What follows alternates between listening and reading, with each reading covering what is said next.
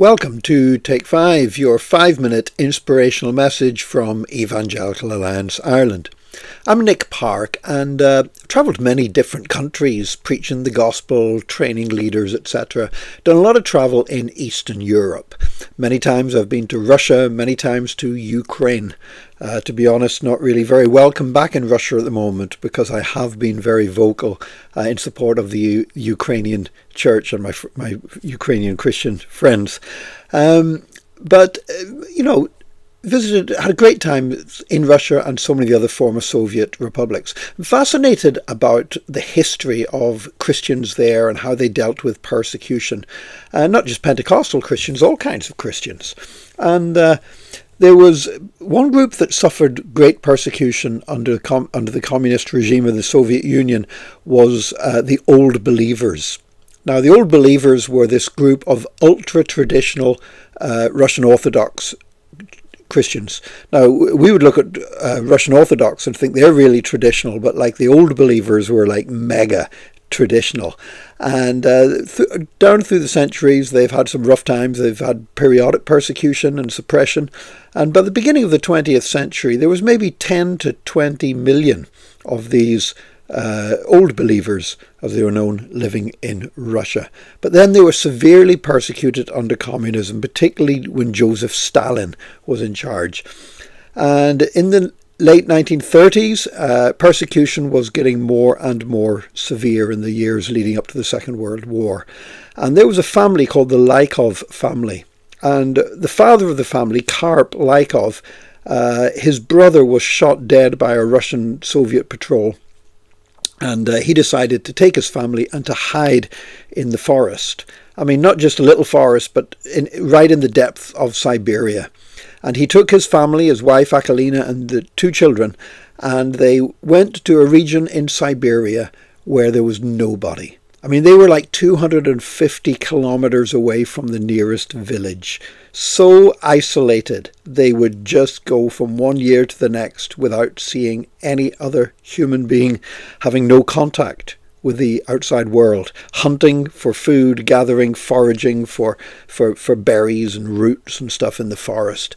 And that's how they lived, in incredibly hard conditions, tough enough place to live even in summer, but in winter, I mean, when the Siberian winter set in, absolutely brutal. I have been in Siberia in winter, and it is so cold you would not believe it. Anyway, they took their 2 children there, and they lived from 1936 onward in absolute isolation. They had 2 more children, so they had 4 children altogether. And the mother died. The mother actually died of starvation during a particularly rough time, so that there would still be food enough to feed the children. The mother deliberately gave up her portions of food for the children and died. She starved to death. Later on, as they grew up, the 3 of the children all died in 1981. The head of the family, Karp, he died in 1988. And there is still one of the family living there. All these years later, it's like nearly 90 years now since the family fled into Siberia, and now there's been a bit more contact with them, but one family member still living in this incredibly isolated part of Siberia. Now, you have to admire their faith, that their faith meant so much to them, that they were prepared to go and put up with such hardship to hide away from the persecution that they could see coming against them. But you have to ask yourself whether what they suffered in the forest in Siberia was not worse than what they would have suffered at the hands of the KGB or the communists. Because really what happened and the conditions they lived in were absolutely appalling and brutal and terrible. Sometimes that which we do to avoid something we're afraid of can actually end up causing more suffering than the thing that we are most afraid of. Fear is like a cancer, and fear destroys people and it destroys families. God does not want us to live and walk in fear. Now, there are things that we should rightfully be wary of. We take reasonable precautions. Nobody's saying you be stupid, That's why we put seatbelts on whenever we drive in cars, and we avoid situations that are overly dangerous. But sooner or later, we have to make a decision that we are not going to walk in fear, but we are going to walk in faith.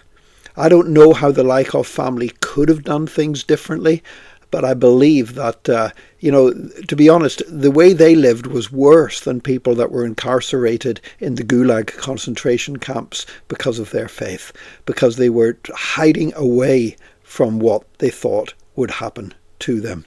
And I want to encourage you today, don't allow your life to be dominated by fear.